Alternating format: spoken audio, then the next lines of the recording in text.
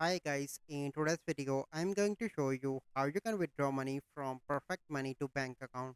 So the first step you need to log in into your Perfect Money account and click on withdraw. So once you are on that section, here you can see the available ways are described below.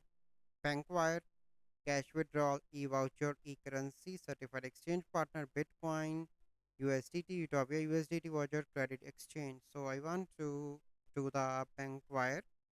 So you need to click here and you need to follow the process. You need to add your bank account, your amount, and your currency, and after that you need to fill out this complete detail and click on preview. After that your bank account will be added and you simply need to process the transfer. So this is the process that you need to follow to withdraw money from Perfect Money to bank account. So I hope you find this video helpful.